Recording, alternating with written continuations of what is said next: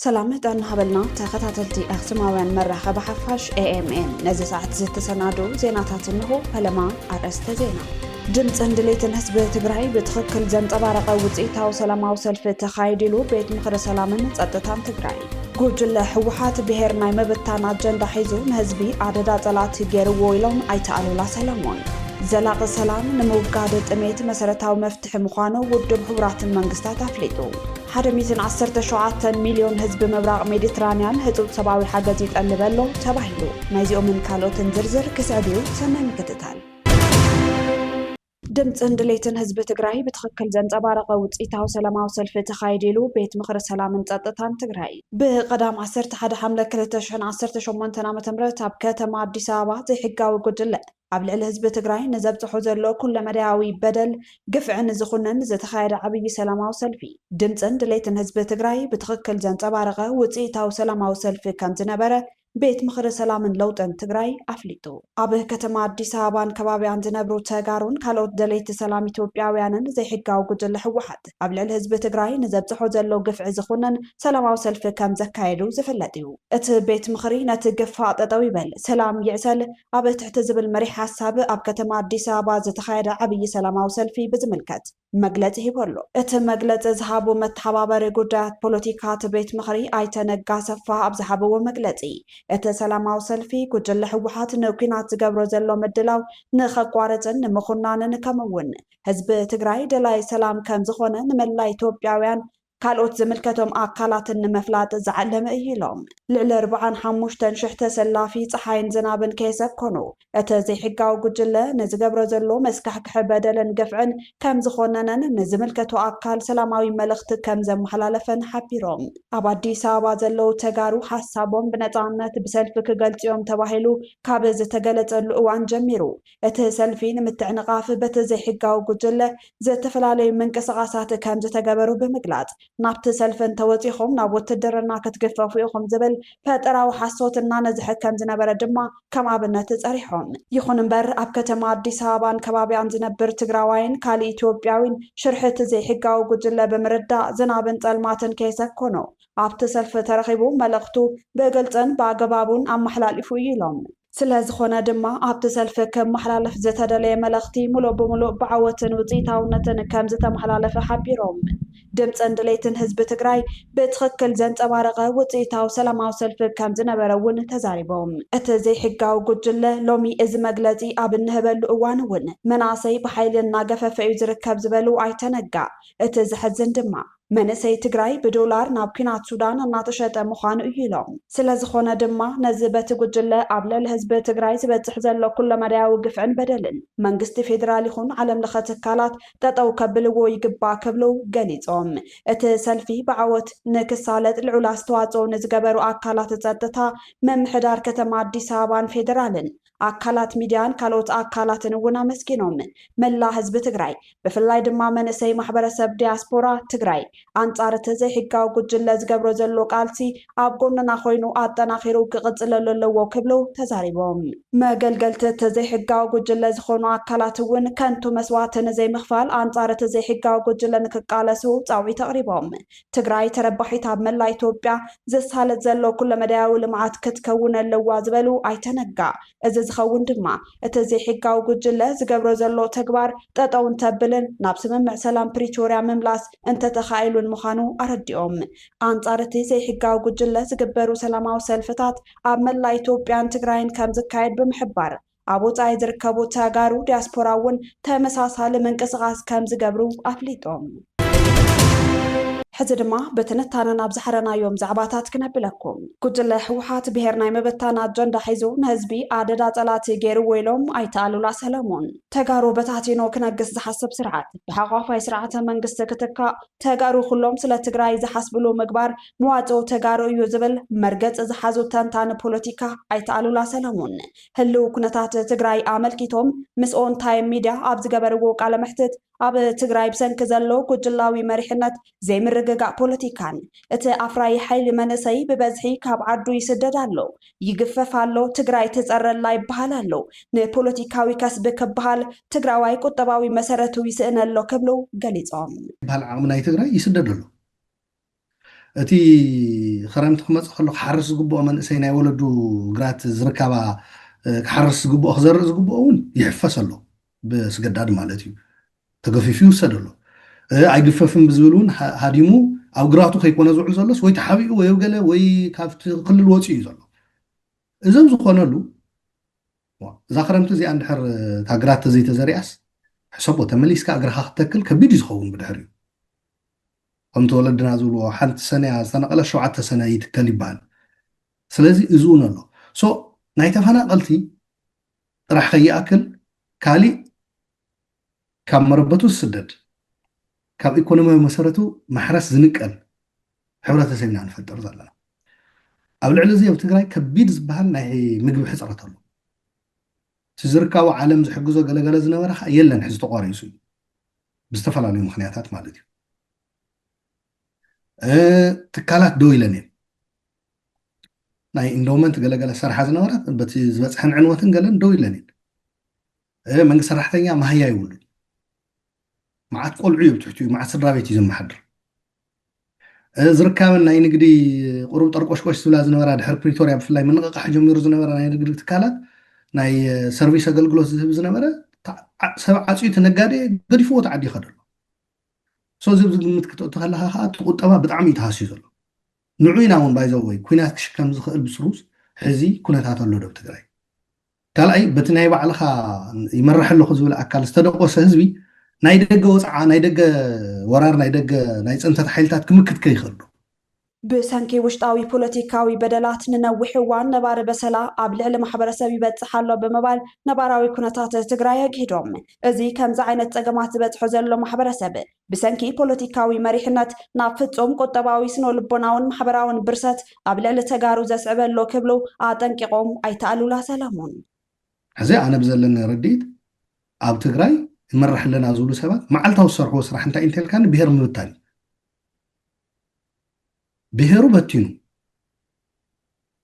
ሰብ ዓዱ ፀሊኡ ካብ ዓዱ ሃፂሉ ክጠፍእ ገይሩ ወዲ እቲ ብሄር ማለት እዩ ብዛዕባ ሃገር ዶ ብዛዕባ ፀረ ፅንተት ዝካየድ ብሄራዊ ቃልሲ ዶ ብዛዕባ ስዒርካ ምውፃእ ዶ ሓስበ ይኽእል እንተልዩ ወይ ናይ መጀመርያ ኢና ክንከውን ኣብ ታሪክ እውን የለን ሊትሬቸር ተሪኢኻ ሃገር ክምስርቱ ወይ ህልውንኦም ከቐፅሉ ዝፅዕሩ ሓይልታት ምስ ሸሕ ኣፈላልያቶም ወዲ ብሄሮም ይእክቡ እዮም ናይቲ ብሄር ዓቕሚ እቲ መሰረታዊ ዓቕሚ ትወዲ ብሄር ስለ ዝኾነ ማለት እዩ ኣብ ትግራይ ዘለዉ ሰባት ግን ብሄር ይብትኑ ትወዲ ብሄር ኣብ ብሄሩ ተስፋ ክቆርፅ ሕዚ ተሓትካዮ ገሊኡ ሰብ ዋላ ኣብዚ ዳያስፖራ ዘለኹ እታ ናይ ትግራይ ጉዳይ ግደፈና ኢዛኻ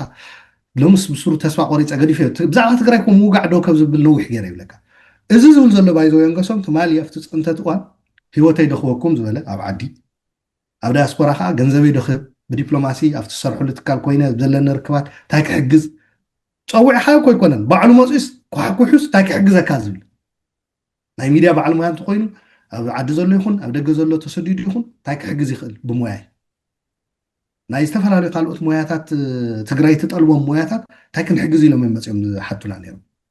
ገንዘብ ዘለዎ ከዓ ገንዘብ ክወኩም ባዕሉ ኮይ ንዓ ሃብከ ይበልካዮ ሎም ከምኡ ዝብል ሰብ የለን እዚ ተቐቲሉ ዘሎ ስለዚ ናይቲ ብሄር ዓቕምታት ኣይተ ኣሉላ ሰለሞን ወሲኾም ከም ዝሓበርዎ እዚ ሓጓፍ ፈጢርዎ ዘሎ መሪሕነት ትግራይ ፀላቲ ኣብዚ እዋን እዚ ኣብ ዙርያ ህዝቢ ትግራይ ከቢቦም ንምውሓጥን ንምድኻምን ዘይሕለል ፃዕሪ ይገብሩ ኣለዉ እዚ ስትራቴጂ እዚ ነቲ ህዝቢ ብቁጠባዊ ፖለቲካውን ወተሃደራውን መዳያት ንምድኻም ዝዓለመ ሽርሒ ቀፂሎምሉ ኣለዉ እዚ ሓደጋ እዚ ንምክልኻል ኣብ ውሽጢ ክልል ትግራይ ዘለዉ ሓድነትን ናይ ሓባር ርድኢትን ምጥንኻር ናይ ግድን የድሊ እዚ ከዓ ነቲ ብሓይሊ ስልጣን ሒዙ ዘሎ ስርዓት ብምእላይ ጥራይ ምዃኑ ይገልጹ ካብኡ ሓሊፉን ተሪፉን ከዓ ትወዲ ብሄር ብዛዕባ ብሄሩ ዋላ ንባዕሉ ክተዛትዮስ ቁሩብ ዘይኮነሉ ስለዚ ኣብ ከምዚ ዓይነት ኩነታት እያ ዘላ ትግራይ እዚ ከም ዘሎ ኮይኑ ዝውሽጥ ኣብ ኩሉ ዘርዘርኩልካ እቶም ናይ ቀደም ከዓ ኣለዎ ከም ኢሎም ኣፎም ከፊቶም ሒዙን ትግራይ ክጎብጡ ትግራይ ክውሕጡ ኩሉ ግዜ ኣለዉ ኢንፋክት ሕዚ እንታይ ይብሉ ኣለዉ ዳርጋ ልዕል ፍርቂ ስራሕ እኮ ባዕሎም ሰሪሖምልና ቅድሚ ሕዚ መእተዊ ኸሊኦምና ነይሮም ሕዚ ግን ዝኩሉ ቅድሚ ሕዚ ዘባኸናዮ ሃፍቲ ገለ እንዲያውም ክንድኡ ምብኻን ይመድለየና ነይሩ بقليل بس حزن غيرنا زلنا زرارقنا يوم بتاتين يوم زلنا فحف عبيلنا كم دلنا هنقبرنا خلينا حزق قليل بقى ترفني اشتي كدكا لعل فرق بالصوم سلا صرحوت سرح كدكا ودق مباني لهم يمزامو كوموديو ሰለስተ ሃገራት ቀርና ኣፍሪካ ነድሕንነት መስመራት ቀይሕ ባሕሪ ፍሉይ ጥምረት ምፍጣረን ተገሊጹ እቲ እናገደደ ዝኸይድ ዘሎ ዞባዊ ጥርናፈ ንኢትዮጵያ ንምኽባብ ዝዓለመ እዩ ዝብል ክሲ ኣብ ዝቐርበሉ ዘሎ እዋን ቀዳማይ ሚኒስተር ዶክተር ኣብይ ኣሕመድ ናይ ባሕሪ ኣፍ ደገ ናይ ምርካብ ፃዕሪ ብሰላማዊ መንገዲ ጥራይ ከም ዝቕፅል ምግላጾም ይዝከር ኣብ ቀርና ኣፍሪካን ዞባ ቀይሕ ባሕርን ሓደሽቲ ፖለቲካውን ወታደራውን ስትራቴጂታት ብዝተዓጻጸፈ ፍጥነት ኣብ ዝቕየረሉ ዘሎ ወሳኒ እዋን ሓይልታት እቲ ዞባ ሓደሽቲ ኪዳናት ንምፍጣር ይቀላጠፉ ከም ዘለው ኣዲስ ስታንዳርድ ጸብጺቡ እዚ ምንቅስቓስ እዚ ነቲ ዞባ ናብ ሓዱሽ ናይ ሕሊ ሚዛን ዘሰጋግር ድዩ ወይስ ንዝበለጸ ዞባዊ ወጥሪ መገዲ ዝጸርግ እቲ መልሲ ኣብዚ ሕዚ እዋን ኣብ ካይሮ ኣስሞራን መቃዲሾን ዝፍጸሙ ዘለው ስቱርን ግሁድን ዲፕሎማስያዊ ርክባት ዝተመስረተ ከም ዝገብሮ ፖለቲከኛታት ይገልጹ ሚኒስትሪ ወጻኢ ጉዳያት ግብጺ ባደር ዓብደላዕቲ 12 ሓምለ 2018 ዓ.ም ኣብ ዘውፅኦ ወግዓዊ መግለጺ ከም ዘነጸሮ ምስ ሚኒስተር ወጻኢ ጉዳያት ኤርትራ ዑስማን ሳልሕን ሚኒስተር ወጻኢ ጉዳያት ሶማሌ ዓብዱሰላም ዓብዲ ዓሊን ኣብ ካይሮ ኮይኖም ናይ ሰፊሕ ዘተታት መካያዶም ገሊጹ እዚ ርክብ እዚ ኣብ መንጎ ምሕያል ስትራቴጂካዊ ምሕዝነት ምክልኻል ሓበራዊ ረብሓታት ውሕስነት ዞባ ቀርና ኣፍሪካን ዘተኮረ እዩ ድማ ኢሉ እዚ ምንቅስቓስ እዚ ጀነራል አልቡርሃን ኣብ ኤርትራ ዘካይዶ ናይ ሰሙን ዑደት እውን ዝሓቆፈ ምዃኑ ኣነጺሩ ሚኒስተር ወጻኢ ጉዳያት ግብጺ ሓቢሩ ከም ዝገለጾ ርጋትን ውሕስነትን ቀርና ኣፍሪካ ብፍላይ ድማ መስመራት ቀይሕ ባሕሪ ምስ ስትራቴጂካዊ ሃገራዊ ድሕንነት ግብጺ ቀጥታዊ ምትእስሳር ዘለዎ ጉዳዩ ክብል ኣፍሊጡ ካይሮ ኣብዚ ዞባ ዝፍጠር ዝኾነ ይኹን ዘይምርግጋእ ንረብሓታት ግብጺ ብቐጥታ ዝጸሉ ብምዃኑ ምስ ሃገራት እቲ ዞባ ዘለዋ ዝምድና ናብ ዝለዓለ ደረጃ ንምስጋር ኣበርቲዓ ከም እትሰርሕ እውን ኣስሚሩሉ ሰለስቴን ሃገራት ማለት ግብጺ ኤርትራን ሶማልያን ውሕስነት ምሕደራን ቀይሕ ባሕሪ ናይተን ኣብ ገማግም ባሕሪ ዝርከባ ሃገራት ጥራይ ሓላፍነት እዩ ዝብል ጽኑዕን ሓበራዊ መርገፂ ከም ዘለዎን ኣፍሊጠን እዚ ህፁፅ ርክባት እዘን ሃገራት ፕሬዚደንት ኤርትራ ኢሳያስ ኣፈወርቂ ምስ ኣቦ መንበር ሉዓላዊ ቤት ምክረ ሱዳን ጀነራል ዓብዱልፈታሕ አልቡርሃን ኣብ ኣስመራ ድሕሪ ምክያዶም ዘሰዓበ እዩ እዚ ዑደት እዚ ሱዳን ኣብ ውሽጣዊ ፖለቲካዊ ወታደራውን ቅልውላው ኣብ እትርከበሉ እዋን ምስ ኤርትራን ግብፅን ዘለዋ ሰፊሕ ወታደራዊ ጥርናፈ ንምሕያል ዝዓለመ ምዃኑ ወታደራዊ ተንተንቲ ይሕብሩ እዚ ሓዱሽ ምትእስሳር ድማ ነቶም ኣብ ሱዳን ዝንቀሳቐሱ ዘለው ተጻረርቲ ሓይልታት ሓያል መልእኽቲ ዘመሓላልፍ እዩ ተባሂሉ ይእመን ጽልዋታት ኣብ ልዕሊ ኢትዮጵያን ውሽጣዊ ምፍጣጥ ሓይልታት ትግራይን ርክባት እዘን ሃገራት ብኸመይ ይጸልዎ ዝብል ዛዕባ ክረአ ከሎ ድማ ዝበሉ እቶም ተንተንቲ ፖለቲካ እዚ እናገደደ ዝኸይድ ዘሎ ዞባዊ ጥርናፈ ብወገን ኢትዮጵያ ጽኑዕ ምክትታልን ነቐፌታ ይግበረሉን ኣሎ ነዚ ድማ ሚኒስትሪ ወጻኢ ጉዳያት ኢትዮጵያ ኣብ ዝሓለፈ ኣዋርሕ ኣብ ዘውፅኦ መግለጺ ግብጺ ንኢትዮጵያ ንምኽባብን ንምድኻምን ስትራቴጂካዊ ጻዕርታት ተካይደላ ክብል ብወግዒ ከሲስ እዩ እዚ ክስ እዚ ዝመፀ ኢትዮጵያ ሉዓላዊ ናይ ባሕሪ ኣፍ ደገ ምርካብ ከም ሃገራዊ ረብሓ ከም እትሰርሓሉ ካብ እትገልጸሉ እዋን ንድሓርን ምስ ሶማሌላንድ ውዕል ካብ ዝተፈራረመትሉ እዋን ጀሚሩ እናማዕበለ ዝመፀ ምትሕርፋፍ ምዃኑ ይእመነሉ ይኹን እምበር ቀዳማይ ሚኒስተር ኢትዮጵያ ዶክተር ኣብይ ኣሕመድ መንግስቶም ናይ ባሕሪ ኣፍ ደገ ንምርካብ ዝገብሮ ጻዕሪ ብሰላማውን ዲፕሎማስያውን መገድታት ጥራይ ከም ዝቕፅል ብተደጋጋሚ ገሊጾም እዮም ወሳኺ ሓይልታት ትግራይ ምስ ኤርትራ ዘለዎም ጽምደኸ ነቲ ምስ ፌደራል መንግስቲ ኣትዮሞ ዘለው ፖለቲካዊ ምፍጣጥ ናበይ ኣንፈት ክወስዶ ይኸውን ዝብል ሕቶ ኣገዳሲ ጉዳይ ኮይነሎ ኤርትራ ምስ ግብፅን ሶማልያን እትፈጥሩ ዘላ ጥንኩር ወታደራዊ ኪዳን ነቲ ኣብ መንጎ ፌደራል መንግስቲ ኢትዮጵያን ሓይልታት ትግራይን ዘሎ ተኣፋፈ ሰላምን ፖለቲካዊ ምፍጣጥን ተወሳኺ ጸቕጢ ክፈጥረሉ ከም ዝኽእል ናይ ፖለቲካ ተንተንቲ የጠንቅቑ ኣብ ውሽጢ ሃገር ዘሎ ሰላም ናብ ዘይምርግጋእ ከየምርሖ ስጋታት ስለ ዘሎ ኮይኑ እቶም ብስም ጽምዶ ኣብ ቤት ምክሪ ኢትዮጵያ ዝተጠቐሱ ሓይልታት ነቲ ኣብ ኢትዮጵያ ዘሎ ስርዓት ንምድኻም ባዕሉ ዝኣመነሉ እኳ እንተኾነ ርክባት እዘን ሃገራት ተወሳኺ ሓይሊ ከም ዝፈጥረለን እቶም ተንተንቲ ይገልጹ ኣለዉ ዘላቂ ሰላም ንምውጋድ ጥሜት መሰረታዊ መፍትሒ ምዃኑ ውድብ ሕቡራትን መንግስታት ኣፍሊጡ ግጭትን ኩናትን ኣብ መላእ ዓለም ንዝረአ ዘሎ ሕፅረት መግቢ ቀንድን ሓደገኛን ጠንቂ ምዃኑ ዝሓበረ እቲ ትካል ኣብ ትግራይ ዘሎ ሕፅረት ዝናብ ክራማት 2018 ዓ.ም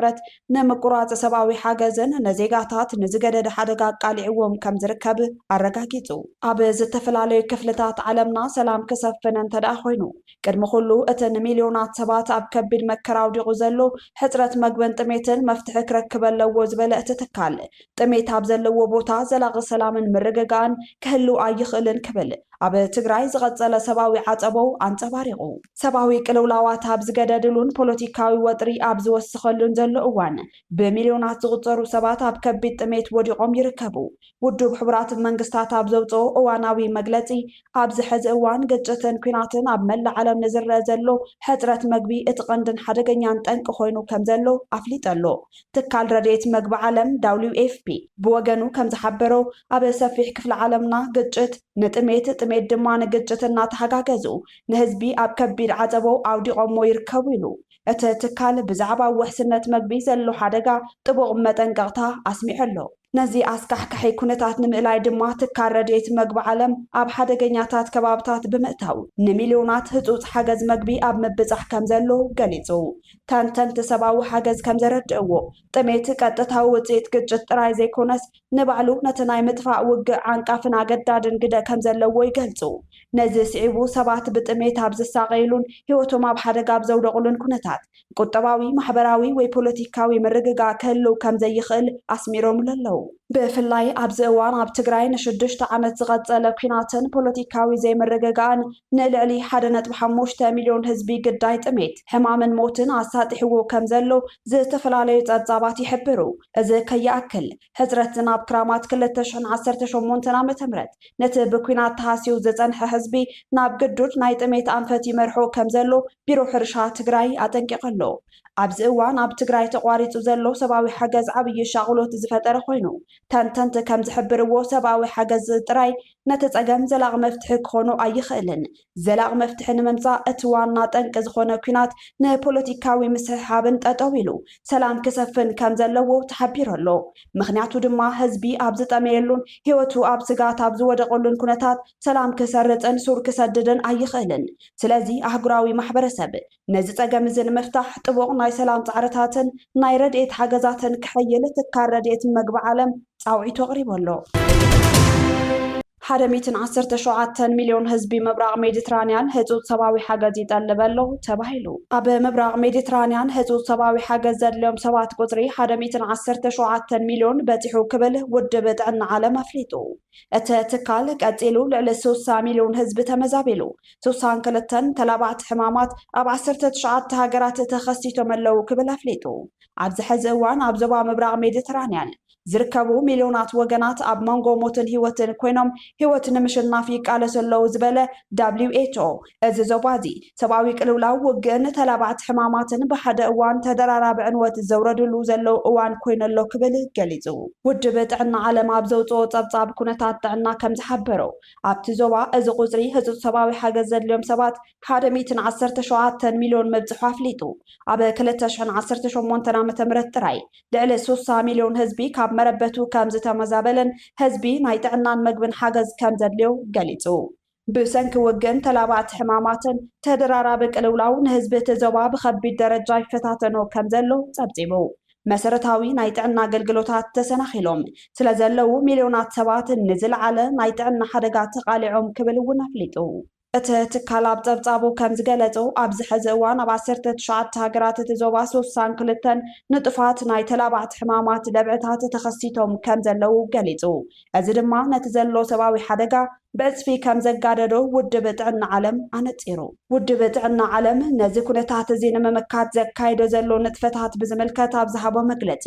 ተላባዕቲ ሕማማት ካብ ምፍላጥን ህፁፅ ናይ ጥዕና ክንክን ካብ ምሃብ ጀሚሩ ክሳብ ናይ መግቢ ሓገዝ ንህፁፅ ሓደጋታት ምድላውን ህይወት ዘድሕኑ ሕክምናዊ ቀረባት ምዕዳልን ሰፊሕ ስራሕቲ የካይድ ከም ዘሎ ኣፍሊጡ ኣሎ እንተኾነ ግን እዚ ህይወት ዘድሕን ስርሒታት ንምቕጻል ናይ ፋይናንስ ዕንቅፋት ከም ዘጋጠሞ እቲ ትካል ኣገንዚቡ ኣሎ ውድብ ጥዕና ዓለም ንዓመተ 2018 ዘውፅኦ ናይ 663 ሚልዮን ዶላር ህፁፅ ጥዕና ግብረ መልሲ ዛጊድ 40 ሚእታዊት ዝኸውን በጀት ኣይተረኸበን ክብል ገሊጹ ነዚ ስዒቡ ዓለም ለኻዊ ሓገዝ ህፁፅን ቀዳምነት ክወሃቦን ፀዊዑ